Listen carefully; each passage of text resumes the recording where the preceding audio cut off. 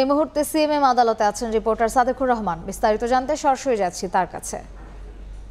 আদালতে একটি মামলার শুনানি হয়েছে, সেটা হচ্ছে যে 6 মাস 3 দিন একজন সুপ্রিম কোর্টের একজন আইনজীবী গুম হয়েছিলেন। গুমের শিকার হয়ে যিনি আইনজীবী, তিনি নিজেই এই মামলার বাদী হয়ে মামলা করেছেন এবং মামলা করে তিনি মামলার আদেশও হয়েছে।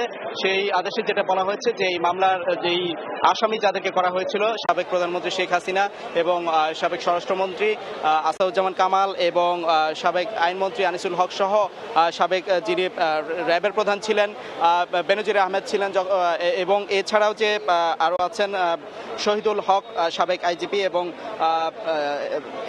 মোট 5 জন। এই 5 জন ছাড়াও কিন্তু আরও যে অজ্ঞাতনামা র্যাবের 20 থেকে 25 জনকে আসামি করা হয়েছে এবং তাদের বিরুদ্ধে যে অভিযোগটা তোলা হয়েছে যে গত 2015 সালে এই যে আইনজীবী আছে সোহেল রানা, এই আইনজীবীকে অজ্ঞাত আসামিরা, অজ্ঞাত যারা আছেন, একটি গাড়ি নিয়ে আসে এবং সে উত্তরা 5 নম্বর রোডের রাস্তা থেকে তাকে তুলে নেওয়া হয় এবং তার নাম পরিচয় জেনে তাকে সঙ্গে সঙ্গেই কিন্তু গাড়িতে তোলা হয়। এবং তিনি যেটা অভিযোগ করেছেন যে গাড়িতে তুলে কিন্তু তাকে সঙ্গে সঙ্গে নির্যাতন করা হয় এবং নির্যাতন করতে করতে তার চোখ বেঁধে তাকে একটি অজ্ঞাতনামা একটি ভবনের বেসমেন্টে নিয়ে যাওয়া হয় এবং সেখানে তাকে বেঁধে রাখা হয়, চোখ বেঁধে তাকে নির্যাতন করা হয় এবং সেক্ষেত্রে তাকে তার যে রাজনৈতিক মতাদর্শ, সেই বিএনপির রাজনীতি করার কারণে তাকে বিভিন্ন ধরনের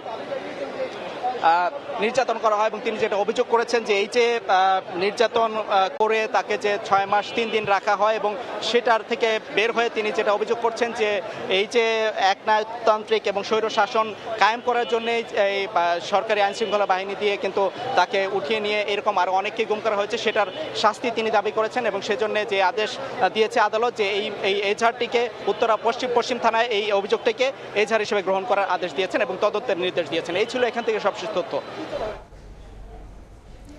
সরাসরি ছিলাম সিএমএম আদালতে।